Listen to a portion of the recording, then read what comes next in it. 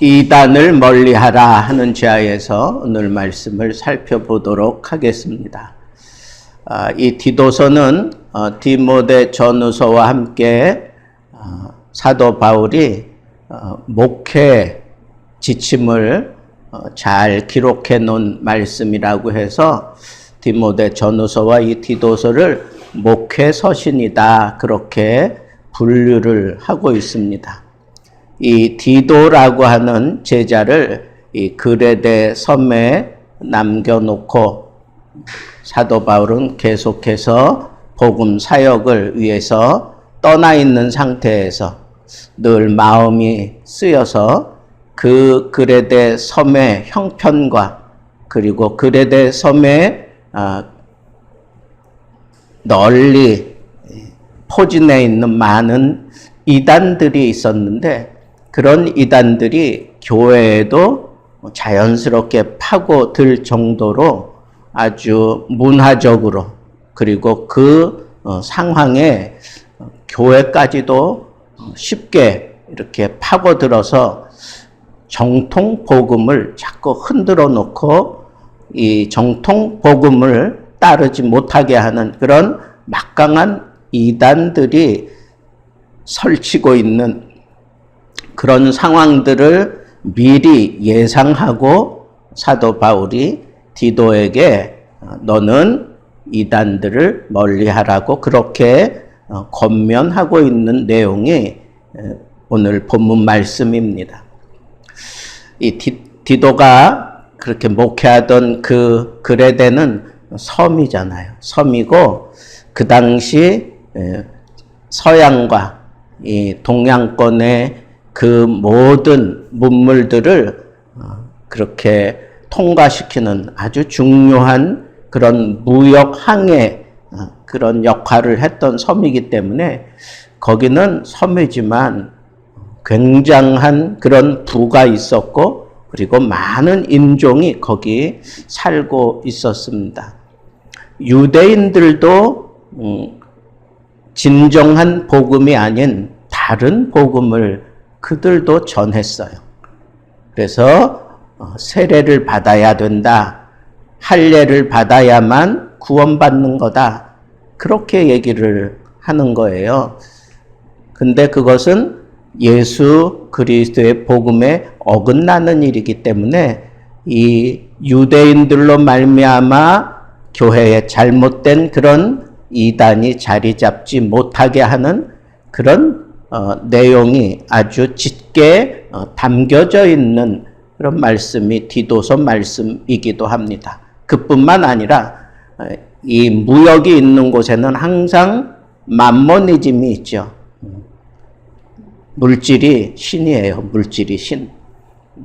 오늘날 우리가 지금 삶에서 많이 나타나는 그런 내용들이 이 당시 이 디도가 사역하던 그 현장에 그대로 있었던 것을 생각하면 참 우리 인생 가운데 가장 큰 약점을 이단이 파고드는구나 라고 하는 것을 우리가 생각하게 됩니다. 요즘 목사님들이 만나서 주로 하는 내용도 이렇게 가만 듣고 앉아 있으면 항상 귀결은 이 돈과 연관된 그런 귀결로 흘러가는 내용들이 참 많아요. 은퇴하는 그런 단계에서도 결국은 돈 문제, 이걸 다루고 있고요. 또 어떤 문제를 풀어가는 데 있어서도 목사로서 내가 이걸 해야 되나 말아야 되나 그런 갈등하는 그 내면을 들여다보면 다 거기에 돈 문제가 있어요. 영적으로 온전히 거기에만 신경 쓰고 목회해야 될 그런 목사님들 그 의식 속에도 그 밑바닥에 무시 못할 만큼 깔려져 있는 이런 맘모니즘, 이 재물로 말미암아 우리를 흔들어대고 있는 이런 모습들을 요즘은 정말 어렵지 않게 쉽게 다 다 보게 되는 것이 오늘날의 이 세대를 말해주는 것과 다를 바가 없습니다. 그만큼 아주 강력하게 우리 신앙생활을 붙잡고 흔들어대고 있는 이단, 그것은 가까운 데에서는 이 할례를 통해서 구원 얻는다라고 얘기하는 유대주의 사상이고, 또 더 무시할 수 없는 우리 삶 깊숙한 곳까지 파고 들어있는 그 물질주의가 지금 이단으로 하여금 아주 극성을 부리게 만드는 요소들이라고 해도 과언이 아닌 것입니다. 자, 디도도 그 그레데 셈에서 대동소이한 그런 문제를 가지고 참 힘들어하고 어려워하는 그런 목회를 하고 있었던 것을 우리는 디도서를 연구하면서 많이 경험을 하게 되었습니다. 자, 그런데 오늘은 이 이단이라고 하는 도대체 이단이 뭐냐? 성경이 얘기하는 이단은 그 근거가 어디에 있는 건가 하는 것을 우리가 오늘 말씀을 통해서 조금 정리했으면 좋겠다 하는 생각이 들어요. 헬라어로 이단이라고 쓰여져 있는 이 단어는 하이레시스라고 하는 그런 단어인데, 이 단어는 이 고전 그 당시 사용하던 그 헬라어의 그 풍습을 따지자면 스스로 선택한 것 아니면 어떤 견해 이런 뜻이 있습니다. 그런데 거기서부터 이제 발전하게 되죠. 어떤 견해들을 지지하는 무리, 그게 바로 이단이다라고 그렇게 규정한다는 것입니다. 그래서 거기서 더 발전하게 되면 자연스럽게 학파가 생기고 당파가 생기고 파벌이 생기는 거죠. 그래서 이 이단이라고 하는 것은 그냥 어떤 사상적인 그런 문제만 가지고 있는 게 아니라, 이단이 이렇게 계속 발전되어 오면서 견해가 그걸 추종하는 무리들을 끌어모으더니 거기서 학파가 생기고 그리고 파벌이 생길 정도로 아주 굉장한 영향력을 주고 있는 것, 그것이 바로 이단의 문제다라고 하는 거예요. 그러면 성경이 말하는 이단은 성경과 다른 내용을 전하는 것, 그것이 바로 이단이라고 할 수 있잖아요. 그러면 성경은 뭘 지지합니까? 성경이 말하는 복음은 어떤 거예요? 그 당시 이 그레데 섬에 목회하고 있던 이 디도에게 성경과 같은 그런 사상은 그 당시 사도들이 전한 복음, 그것이 바로 어떤 그 정표가 되는 거예요. 그것에 의해서 치우치는 것은 이단이 되는 거예요. 그것에 이르지 못하는 것도 이단이 되고 넘어서는 것도 이단이 되는 겁니다. 그러니까 이단의 어떤 그런 종류, 이런 것들은 어떤 사상적으로 정립하고 이런 것 떠나서 그냥 목회 현장에서는 사도들이 전한 복음, 사도들이 예수께 받아 전한 그 복음 외에 다른 것을 얘기하면 그건 다 이단이다. 그렇게 우리가 정의할 수가 있습니다. 그래서 사도의 교훈을 거부하고 자기들만의 특별한 목적을 위해서 사람들이 모이고 거기서 어떤 교리가 생기고 분파가 생겨서 그를 추종하는 그런 사람들이 바로 이단이라고 우리가 얘기를 해야 하는 겁니다. 그러니까 이단은 어떤 사상적인 정립 이런 걸로 결정한다기보다는 성경이 말하는 이단은 거기서 그치는 게 아니에요. 어떤 학파, 그리고 그것을 추종하는 그런 무리들, 그래서 그 사람들의 그 정신 상태와 생활 깊숙한 곳까지 파고들어서 그 사람들을 막 움직이려고 하고 그 사람들을 조종하려고 하는 그런 영향력을 끼치는 사람들을 이단이라고 그렇게 성경은 규정하고 있다라고 생각할 때, 이단은 상당히 정말 조심해야 되는 거구나.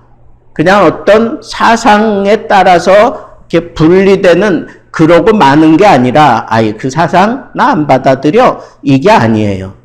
그게 아니라 가장한 얼굴을 가지고 예수 복음인 것처럼 이 성도들 삶 속에 파고들어서 그 사람을 조종하고 잘못된 길로 인도하는 그런 영향력을 끼치는 그런 무리, 그런 상황, 그게 바로 이단에 가깝다라고 하는 것을 생각해 볼 때, 참 이단이 이게 참 무서운 거구나라고 하는 그런 생각을 할 수가 있습니다. 자, 그러면 이런 이단을 어떻게 하라 그랬어요? 이단을 한두 번 경계한 후에, 한두 번 훈계한 후에 멀리 하라 그랬어요. 멀리 하라. 자, 여기 보면 예수님께서 마태복음 18장 15절부터 17절에 보면 이런 말씀을 해요. 너희들이 가서 복음을 전할 때 내 형제가 죄를 범하거든 가서 너와 그 사람만 상대하여, 처음에는 그 죄를 범한 사람, 그 사람과 1대1로 만나서 권고하라 그랬어요. 그리고 만일 안 들으면 내가 내 형제를 잃은 것이다 라고 그렇게 생각하라는 거예요.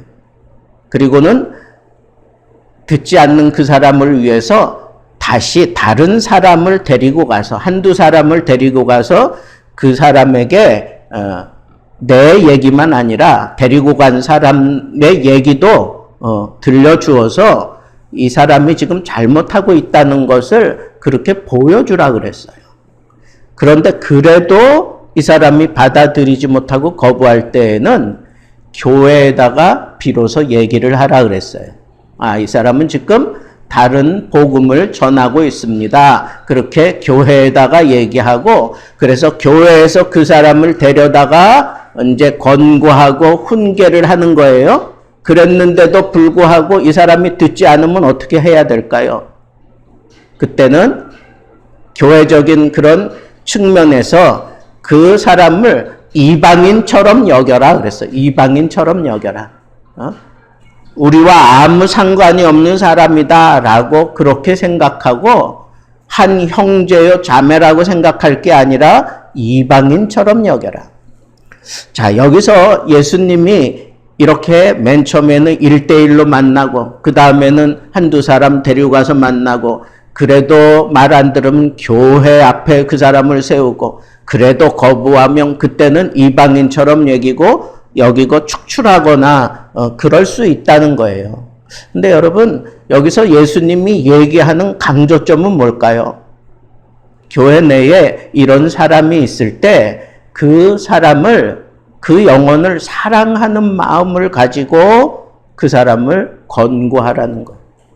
예? 그 사람이 지금 잘못된 생각을 가지고 잘못된 얘기할 수 있잖아요. 그럴 때 너 이단이야 그러면서 막 거부하고 막 쫓아내고 이러는 게 아니라 조용히 찾아가서 그 사람을 권고하라 그래서 권고하라.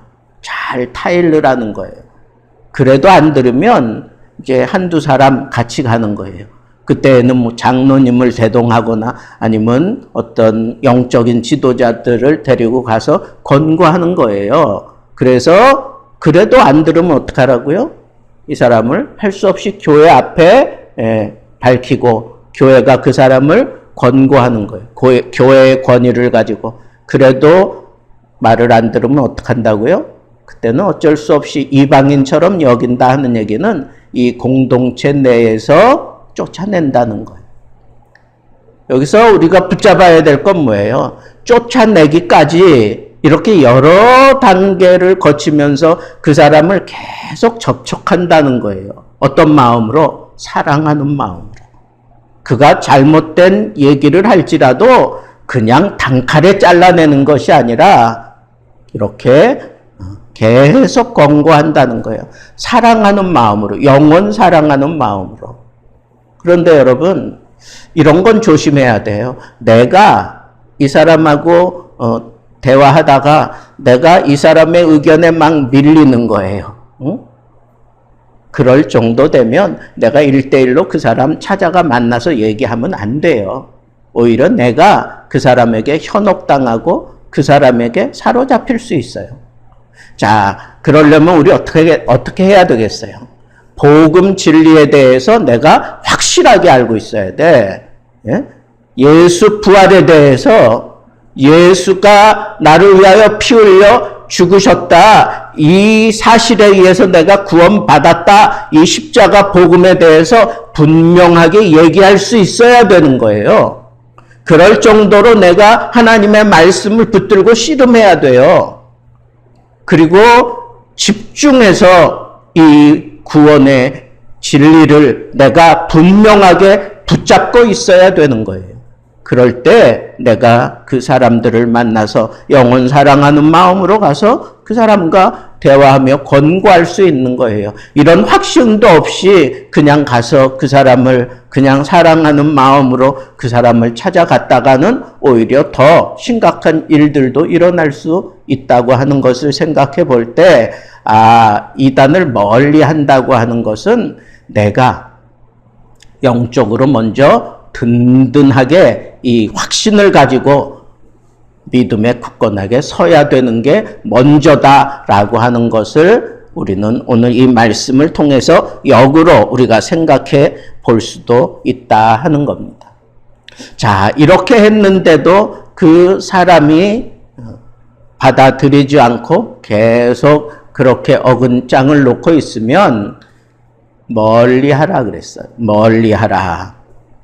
멀리 한다라고 하는 것은 어떤 학자는 이걸 출교시킨다, 교회에서 쫓아낸다, 뭐 그런 의미도 있다고 얘기하는데, 그보다는 그 멀리 한다고 하는 것은 그 사람과 교제하는 것을 피하고 권고하는 것도 중단하라는 거예요.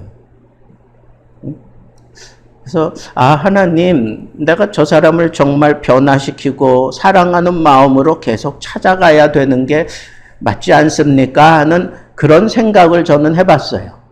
근데 멀리 하는 것도 아주 좋은 효과적인 교훈이 될 수 있겠다 하는 그런 생각을 해보는 거예요. 사람이 어린아이들일수록 쓸데없는 고집이 아주 강한 때가 있어요.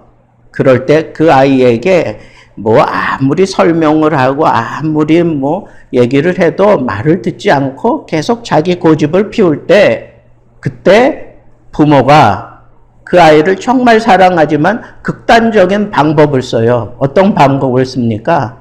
그래? 너 그러면 너 하고 싶은 대로 해봐. 그리고는 딱 돌아앉는 거예요. 그러면 다급해진 사람은 누굴까요? 그 아이예요. 그 아이야.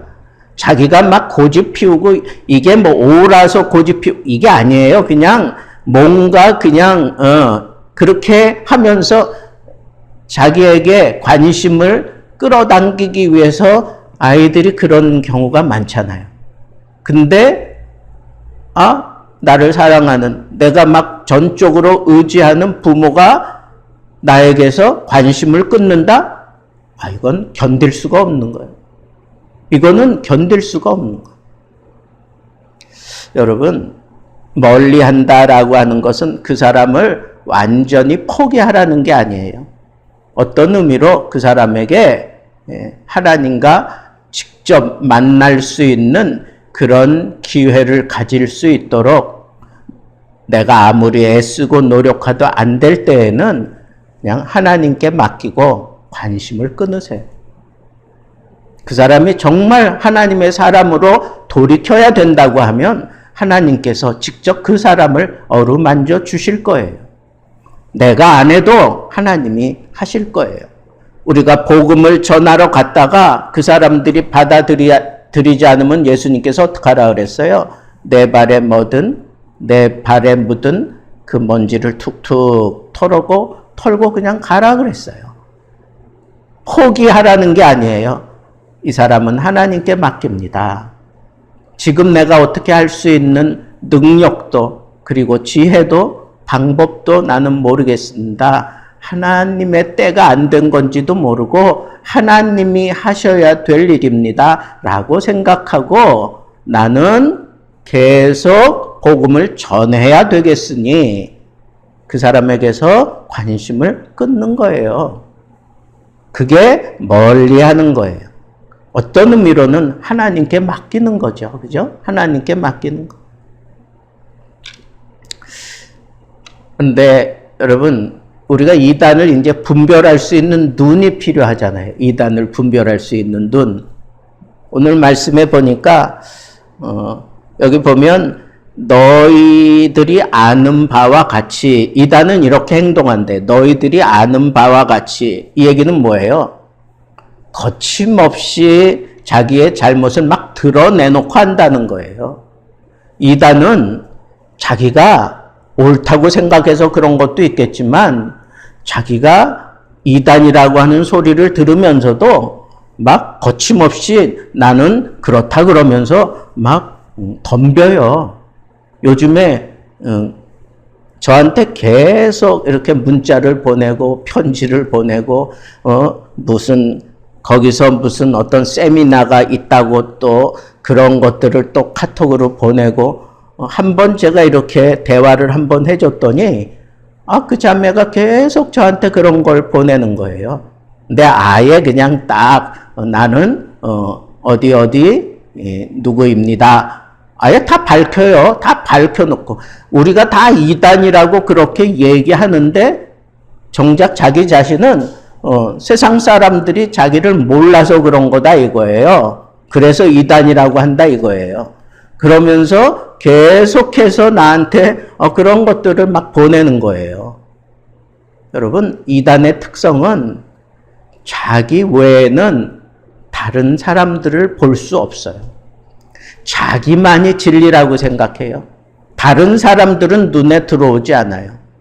그러니까 거침없이 막 얘기하는 거예요. 거침없이. 모든 사람들이 알면서도 묵인하거나 아니면은 그것을 즐기거나 아니면은 떨쳐내지 못하는 그런 상태에 빠져 있는 사람들이 바로 이단입니다.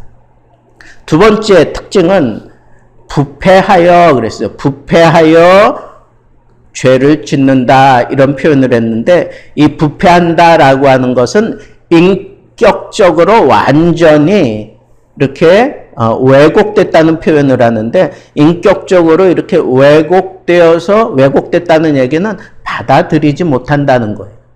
사람의 어떤 그런 진리를 받아들이지 못해요. 그래서 그게 땅땅하게 굳어져 있어. 전혀 개선될 여지가 보이지 않는 그 상태를 부패했다라고 얘기하는 거예요. 여러분, 이단하고 한번 이런 논리를 가지고 얘기해 보신 적 있으세요? 저에게 찾아온 그 자매하고 얘기할 때 내가 아무리 성경적으로 이렇게 저렇게 얘기를 해도 그 자매의 그 생각을 좀 이렇게 소프트하게 열어놔야 되겠다 싶어서 아무리 얘기를 해도 그걸 안 받아들여.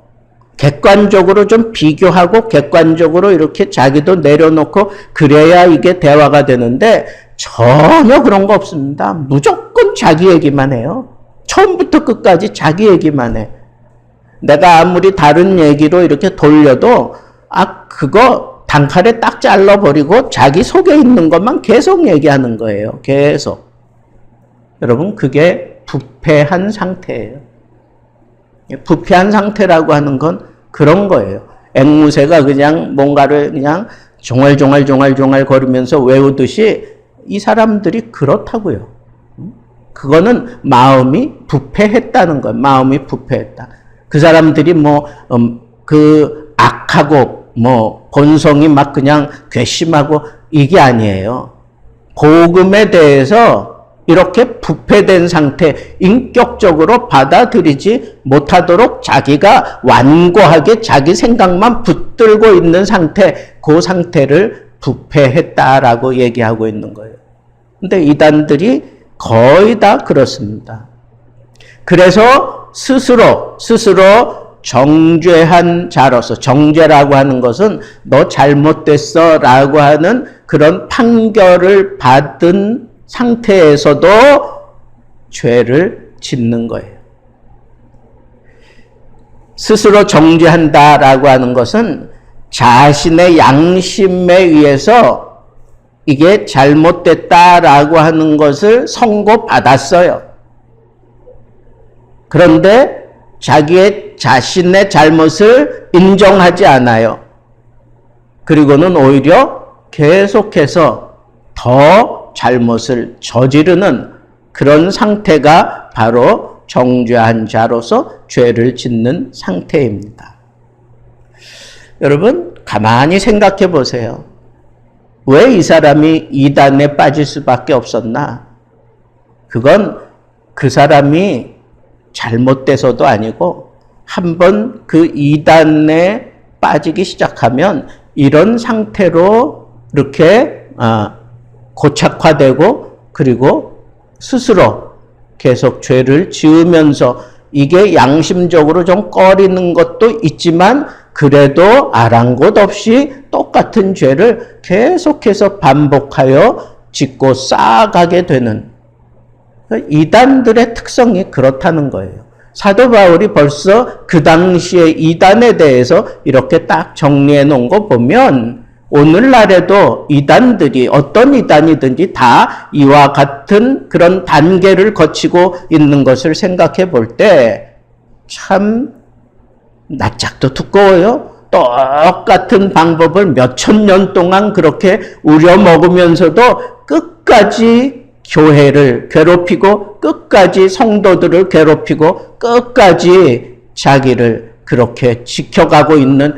이런 어리석은 이단들이 지금 우리 주변에 있다고 하는 이 사실을 생각하면서 우리는 이 이단들에 대해서 어떤 자세를 취해야 되는 게 옳을까? 두 가지만 생각했으면 좋겠어요. 첫째는 그들을 영혼으로, 그들의 영혼을 안타까이 여기면서 사랑하는 것이 먼저다.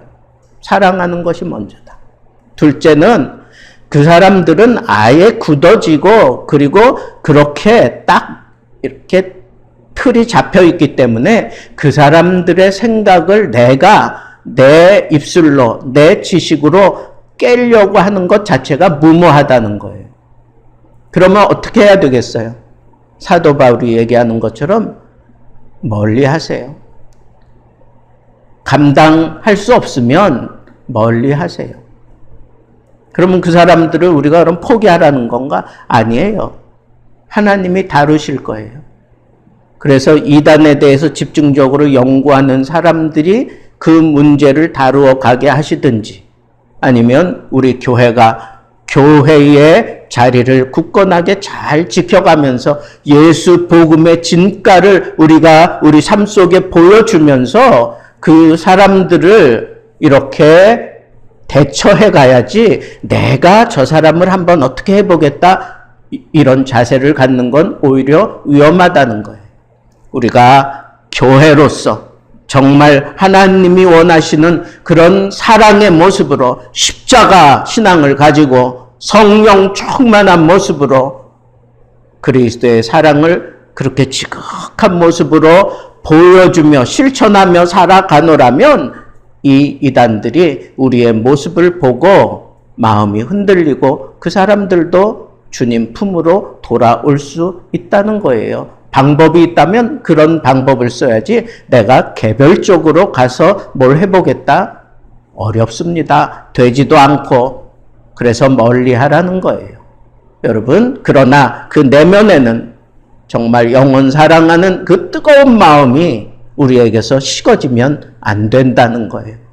내 교회에, 내 가정에, 내 주변에 이단이 파고들지 못하도록 우리가 바른 믿음 생활, 온전한 복음으로 나를 잘 무장하고 살아가는 거, 그거보다 더 확실한 길은 없고, 혹 내가 이단과 이렇게 딱 막 부딪히게 되면 영혼 사랑하는 마음을 내 스스로 불러일으키며 그리스도의 사랑으로 그 사람을 내가 대할 수 있으면서 하나님께 맡길 줄 아는 그런 지혜를 발휘해서 우리의 복음을 지켜갈 수 있는 지혜로운 하나님의 사람들 되기를 우리 주님의 이름으로 축복합니다.